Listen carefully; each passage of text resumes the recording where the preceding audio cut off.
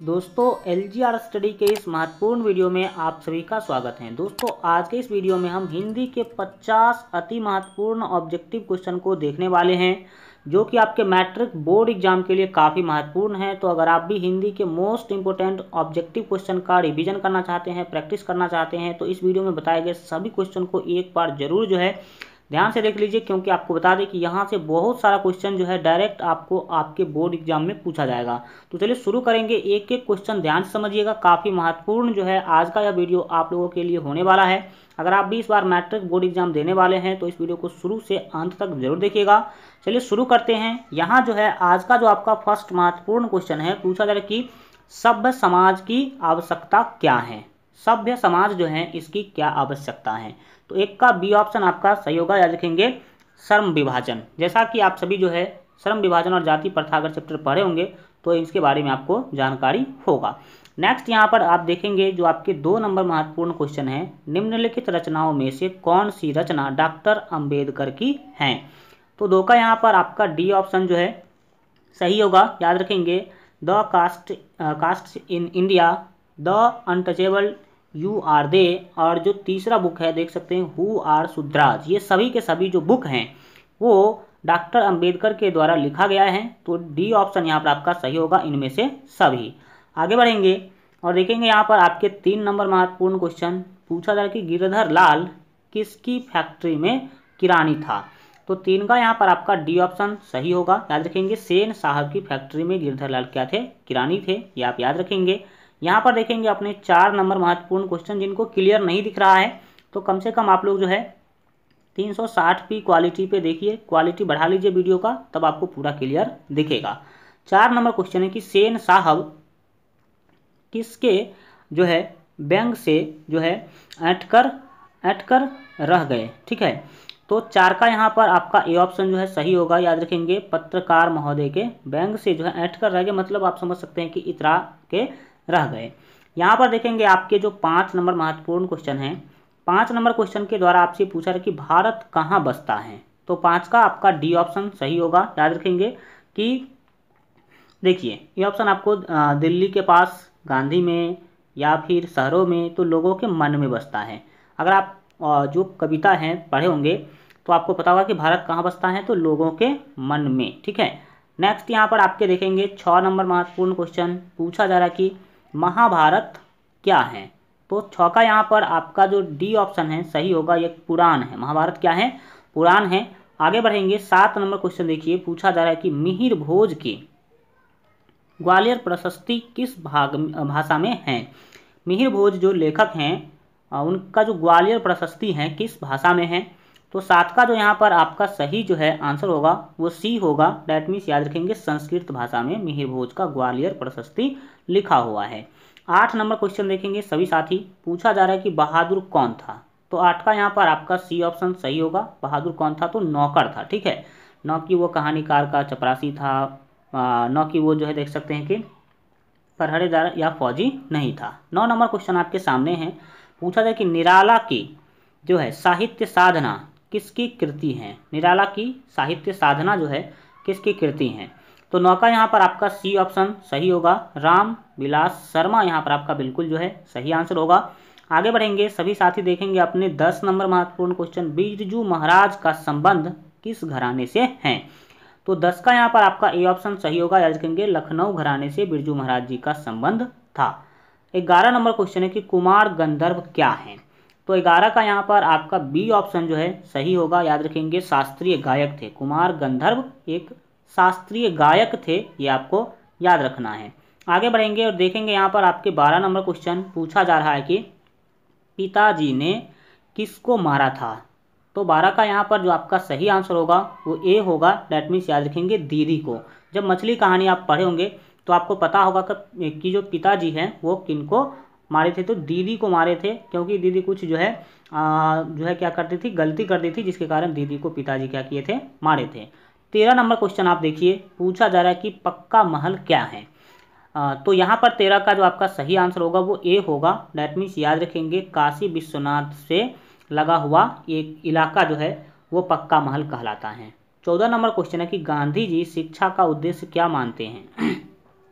तो अगर आप शिक्षा ग्रहण कर रहे हैं तो क्यों ग्रहण कर रहे हैं, इसके बारे में गांधी जी ने क्या कहा है। तो 14 का यहाँ पर आपका सी ऑप्शन चरित्र निर्माण। अगर आप शिक्षा पा रहे हैं तो उसका सबसे मूल उद्देश्य होना चाहिए कि आपका चरित्र निर्माण, आपका चरित्र सही बनना चाहिए। वैज्ञानिक बनना मूल उद्देश्य नहीं है, यांत्रिक बनना जो मूल उद्देश्य नहीं, नौकरी पाना तो एकदम उद्देश्य नहीं है। अगर आप पढ़ लिख रहे हैं और आपका चरित्र ही अच्छा नहीं, आपका संस्कार ही अच्छा नहीं, तो पढ़ने लिखने का कोई फायदा नहीं है, ऐसा गांधी जी ने कहा था। 15 नंबर क्वेश्चन है, पूछा जा रहा है कि ब्रह्मा का निवास कहाँ होता है। तो 15 का जो यहाँ पर आपका सही आंसर होगा वो बी होगा। डैट मीन्स याद रखेंगे काम क्रोधहीन व्यक्ति में, जिस व्यक्ति में काम क्रोध नहीं होता है उस व्यक्ति में ब्रह्मा का निवास होता है। 16 नंबर क्वेश्चन है कि गुरु कृपा की जो है महत्ता का वर्णन किस कवि ने किया है। गुरु कृपा के जो महत्व होते हैं उसका वर्णन किसने किया है। तो 16 का जो यहाँ पर आपका सही आंसर होगा वो सी होगा। डैट मीन्स याद रखेंगे गुरु नानक। गुरु नानक बताते हैं कि गुरु कृपा जेहि नर पे तेहि जुगति पिछानी। आप पढ़ाई किए होंगे, मतलब जिसके ऊपर गुरु का कृपा हो जाता है समझ लीजिए उसको पूरा जग पहचानता है, पूरा संसार उसको पहचानता है। 17 नंबर क्वेश्चन है कि रसखान को किसने दीक्षा दी थी। तो 17 का यहाँ पर आपका सी ऑप्शन सही होगा, गोस्वामी विठुलनाथ। विठुलनाथ यहाँ पर आपका विठलनाथ बिल्कुल जो है सही आंसर होगा। 18 नंबर क्वेश्चन है कि रसखान किस काल के कवि हैं। तो 18 का डी ऑप्शन आप याद रखेंगे, भक्ति काल के कवि हैं। आगे बढ़ेंगे सभी साथी, देखेंगे अपने 19 नंबर क्वेश्चन। 19 नंबर क्वेश्चन के द्वारा आपसे पूछा जा रहा है कि घनानंद किस भाषा के कवि हैं। तो 19 का जो यहाँ पर आपका सही आंसर होगा वो बी होगा, ब्रज भाषा के कवि हैं घनानंद। 20 नंबर क्वेश्चन है कि स्वदेशी से कवि का क्या तात्पर्य है। स्वदेशी से कवि का क्या तात्पर्य है। तो 20 का यहाँ पर आपका ए ऑप्शन सही होगा, याद रखेंगे ब्रिटेन। ठीक है, एक मिनट विदेशी बोलते हैं कभी, स्वदेशी नहीं, सॉरी। विदेशी से क्या तात्पर्य, विदेशी का मतलब है ब्रिटेन, मतलब अंग्रेजी चीज़ें। ठीक है, अंग्रेजों का कॉपी करना, अंग्रेजों का पहनावा, अंग्रेजों का भोजन जो हम लोग कॉपी कर रहे हैं उसको कभी क्या कहते हैं, विदेशी कहते हैं। ब्रिटेन का मतलब है इंग्लैंड। आगे बढ़ेंगे, देखेंगे यहाँ पर आपके जो 21 नंबर महत्वपूर्ण क्वेश्चन है। 21 नंबर क्वेश्चन के द्वारा पूछा जा रहा है कि इनमें कौन नाट्य कृति हैं। नाट्य कृति कौन है। तो 21 का यहाँ पर आपका डी ऑप्शन सही होगा, भारत सौभाग्य। भारत सौभाग्य जो है वो एक नाटक है, ये आप याद रखेंगे। 22 नंबर क्वेश्चन है कि गीता प्रकाशनी किसके लिए प्रयुक्त है। कवि ने गीता प्रकाशनी किसे कहा है। तो 22 का यहाँ पर आपका डी ऑप्शन भारत माता। भारत माता के बारे में कवि ने कहा कि भारत माता तो गीता प्रकाशनी है, इतना ज्ञानी है। ठीक है, आप जब भारत माता कविता पढ़े होंगे तो आपको पता चला होगा गीता प्रकाशनी, वहाँ पर एक वाक्य जरूर आपको मिला होगा। यहाँ पर देखेंगे अपने 23 नंबर क्वेश्चन, कवि के अनुसार जनतंत्र के देवता कौन हैं। तो 23 का यहाँ पर आपका सी ऑप्शन, किसान और मजदूर जो है जनतंत्र के देवता माने जाते हैं। और अभी भी आपको पता होना चाहिए कि लोकतंत्र में सबसे महत्वपूर्ण कौन होते हैं, तो जनता होते हैं, किसान और मजदूर होते हैं। 24 नंबर क्वेश्चन, हिरोशिमा शीर्षक कविता में आपको बताना है कि वर्णित सूरज कहाँ निकला। तो 24 का यहाँ पर आपका जो सही आंसर होगा बी होगा, नगर के चौक पर। हिरोशिमा, ये सूरज जो है परमाणु बम को बोला गया है, क्योंकि हिरोशिमा के बारे में आपको पता होना चाहिए कि अमेरिका के द्वारा हिरोशिमा शहर पर, जो कि एक जापान का शहर है हिरोशिमा, उस पर जो है परमाणु बम गिराया गया था। और उस परमाणु बम ने कितना तबाही मचाया वही जो है इस हिरोशिमा चैप्टर में लिखा गया है। और हिरोशिमा में जो सूरज की बात किया जा रहा है वो क्या है, परमाणु बम है। ठीक है, और ये परमाणु बम कहाँ गिराया गया था, नगर के चौक पे गिराया गया था अमेरिका के द्वारा हिरोशिमा क्षेत्र में। एक परमाणु बम तो हिरोशिमा पे गिराया गया था और एक जो है नागासाकी पे गिराया गया था। तो पहले हिरोशिमा पे ही गिराया गया था, याद रखेंगे। 25 नंबर क्वेश्चन है, एक वृक्ष की हत्या किस काव्य संग्रह से संकलित है। तो 25 का यहाँ पर आपका ए ऑप्शन सही होगा, याद रखेंगे। नन्ही दिनों जो काव्य संग्रह है वहीं से लिया गया है आपका चैप्टर, जिसका नाम है एक वृक्ष की हत्या। 26 नंबर आपके सामने है। 26 नंबर क्वेश्चन के द्वारा जो है यहाँ पर आपसे पूछा जा रहा है कि हमारी नींद में नींद किसका प्रतीक है, नींद का क्या मतलब है।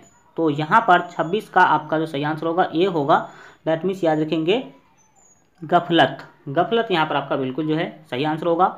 आगे बढ़ेंगे 27 नंबर क्वेश्चन आपके साथ। डाउट नॉट, किसी भी क्वेश्चन में प्रॉब्लम हो तो उस क्वेश्चन का फोटो खींचिए, क्रॉप कीजिए और सबमिट कीजिए। वीडियो सोल्यूशन मिलेगा 5 सेकंड में। चाहे वो क्वेश्चन होमवर्क का हो, CBSE board, UP, Bihar, Maharashtra, Rajasthan, किसी भी बोर्ड का हो, 6 to 12 से लेकर NEET, IIT, JEE mains advance का हो, या किसी भी subject physics, chemistry, math, biology का हो, हर सब्जेक्ट का मिलेगा सोल्यूशन। साथ ही .NET पे क्लास 9 से 12 तक लाइव क्लास हिंदी और इंग्लिश मीडियम में चल रही है। 3 करोड़ से अधिक बच्चों ने डाउनलोड किया है, तो आप भी कीजिए डाउनलोड .NET ऐप। सामने है, पूछा जाए कि य को किस वर्ण के अंतर्गत रखा जाता है।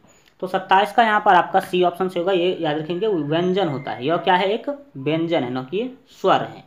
आगे बढ़ेंगे, 28 नंबर क्वेश्चन आपके सामने है। पूछा जाए कि निम्नलिखित में अघोष वर्ण कौन सा है। अघोष वर्ण कौन है। तो 28 का जो यहाँ पर आपका सही जो है आंसर होगा वो ए होगा। डैट मीन्स याद रखेंगे, च जो है इसे अघोष वर्ण कहा जाता है। ये आप याद रखेंगे। अगर व्याकरण का पूरा क्लास आप नहीं देखे हैं तो व्याकरण का पूरा क्लास आप इस चैनल के प्ले लिस्ट में जाकर देख सकते हैं, जिसमें हमने चैप्टर वाइज जो है व्याकरण पढ़ाया है। तो वहाँ पर आपको सारा डिटेल जानकारी मिल पाएगा। 29 नंबर क्वेश्चन है कि सदानंद का सही संधि विच्छेद है। तो 29 का यहाँ पर आपका ए ऑप्शन सही होगा। याद रखेंगे, सत्य प्लस आनंद। सदानंद का संधि विच्छेद क्या होगा, तो सत्य प्लस आनंद होगा। ये आप जो है याद रखेंगे। सभी साथी बढ़ेंगे और आगे देखेंगे हम लोग जो अपने 30 नंबर महत्वपूर्ण क्वेश्चन, 30 नंबर क्वेश्चन के द्वारा जो है यहाँ पर आपसे पूछा जा रहा है। ध्यान से समझने की कोशिश करेंगे।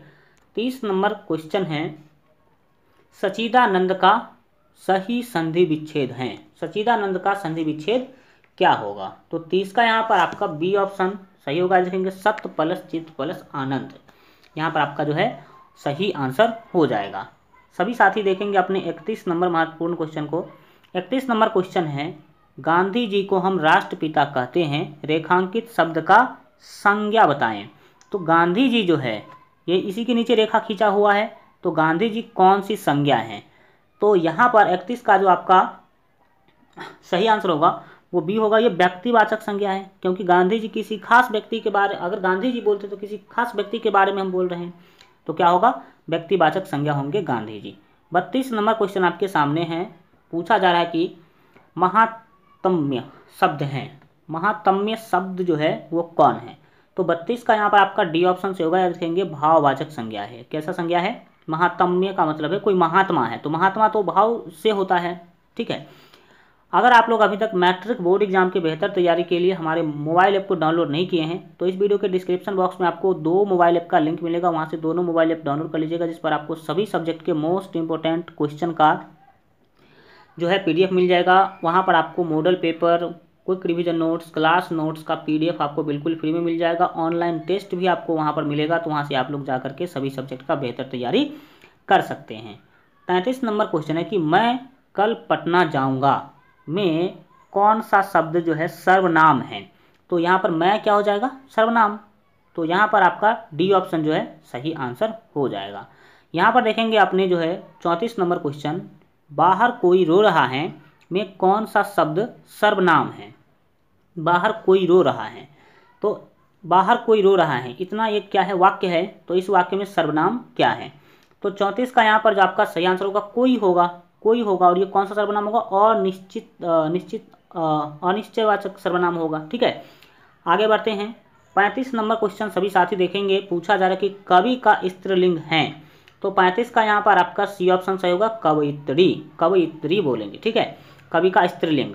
36 नंबर क्वेश्चन आपके सामने है, स्त्रीलिंग शब्द का जो है चयन करें। स्त्रीलिंग शब्द कौन है ये आपको बताना है। तो 36 का जो यहाँ पर आपका सही जो है आंसर होगा, 36 का यहाँ पर आप देख सकते हैं कि ए ऑप्शन आपका सही होगा। याद रखेंगे, शराब क्या है, स्त्रीलिंग शब्द है, ये आप याद रखेंगे।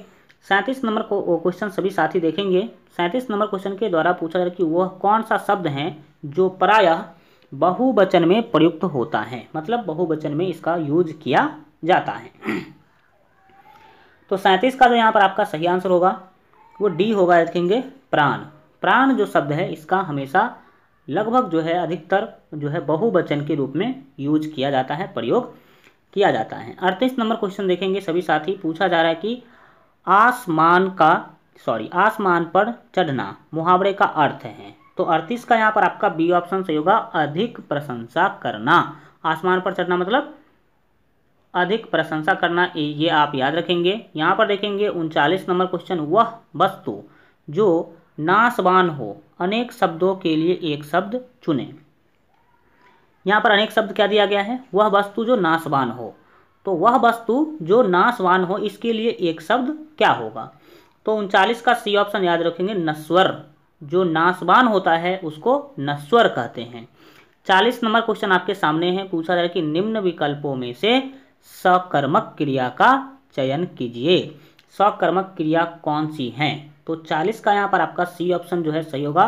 पिघलना जो है क्या होगा, सकर्मक क्रिया होगा, क्योंकि अगर आप लेटते हैं, छूटते हैं या फिर तड़पना, ये सभी के सभी अकर्मक क्रिया है, लेकिन पिघलना क्या है, सकर्मक क्रिया है।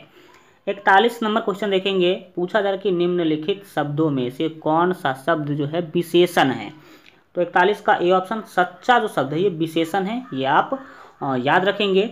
42 नंबर क्वेश्चन है कि निम्नांकित में विशेषण है, इसमें से भी फिर से आपको विशेषण ही चुनना है। तो 42 का बी ऑप्शन याद रखेंगे। आकर्षक यहाँ पर जो शब्द है वो क्या है, विशेषण है, ये आप याद रखेंगे। 43 नंबर क्वेश्चन आपके सामने है, सभी साथी ध्यान से देखेंगे। प्राचीन का विपरीतार्थक शब्द है, तो 43 का जो यहाँ पर आपका सही जो है आंसर हो जाएगा वो ए होगा। 43 का ए ऑप्शन याद रखेंगे। और अर्वाचीन, प्राचीन का विपरीतार्थक यानी कि उल्टा जो है वो क्या होगा, अर्वाचीन होगा। यानी कि प्राचीन का मतलब होता पुराना और अर्वाचीन का मतलब होगा नया। यहाँ पर देखेंगे आपके 44 नंबर क्वेश्चन, भूखे को भोजन दो, इस वाक्य में को जो शब्द है वो कौन सा कारक है, ठीक है। तो 44 का आपका जो सही आंसर होगा यहाँ पर 1 मिनट आप याद रखेंगे, आप करण कर्म, ठीक है।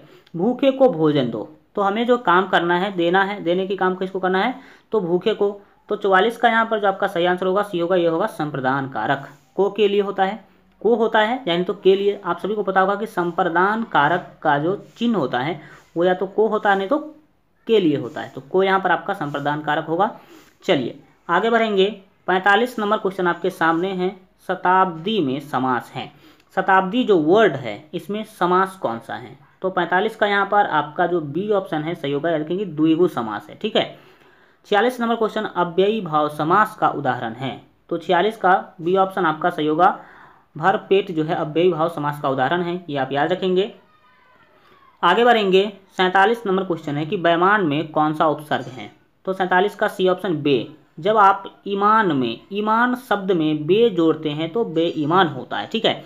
और उपसर्ग तो किसी भी शब्द के शुरू में लगता है, तो बे यहाँ पर आपका बिल्कुल सही आंसर हो जाएगा। आगे बढ़ेंगे, देखेंगे यहाँ पर आपके जो 48 नंबर क्वेश्चन है, 48 नंबर क्वेश्चन के द्वारा जो है यहाँ पर आपसे क्या पूछा जा रहा है, ध्यान से समझने की कोशिश करेंगे। 48 नंबर क्वेश्चन है, इनमें से शुद्ध वाक्य को पहचाने। शुद्ध वाक्य को आपको क्या करना है, चुनना है। शुद्ध वाक्य के बारे में आपको बताना है कि कौन सही है। तो यहाँ पर 48 का आपका सी ऑप्शन से होगा, वह खाना पकाती हैं। ये पूरी तरह से शुद्ध यानी कि करेक्ट सेंटेंस है। 49 नंबर क्वेश्चन है कि लालच का पर्यायवाची शब्द है, तो 49 का यहाँ पर आपका सी ऑप्शन सही होगा, प्रलोभन। लालच का पर्यायवाची शब्द क्या है, प्रलोभन है। 50 माता पिता किस समास का उदाहरण है, तो यहाँ पर जो 50 का आपका सही आंसर होगा वो ए होगा, याद रखेंगे द्वंद्व समास का उदाहरण है माता पिता। ये आप जो है याद रखेंगे। आज के लिए इतना ही रखेंगे। आज का वीडियो कैसा लगा कमेंट के माध्यम से जरूर बताइए, और अगर आप अभी तक इस चैनल को सब्सक्राइब नहीं किए हैं तो इस वीडियो के नीचे आपको लाल रंग का सब्सक्राइब का बटन दिख रहा होगा, उस पर क्लिक करके ऑल पर सेलेक्ट कर लीजिए। और मैट्रिक बोर्ड एग्जाम की बेहतर तैयारी के लिए अगर आप अभी तक हमारे मोबाइल ऐप को डाउनलोड नहीं किए हैं तो इस वीडियो के डिस्क्रिप्शन बॉक्स में आपको मोबाइल ऐप का लिंक मिल जाएगा, तो वहाँ से मोबाइल ऐप आप लोग ज़रूर जो है डाउनलोड कर लीजिएगा, जिस पर आपको सभी सब्जेक्ट का जो है PDF आपको मिल जाएगा। चलिए मिलते हैं अगले वीडियो में, तब तक अपना ख्याल रखिए और LGR स्टडी देखते रहिए।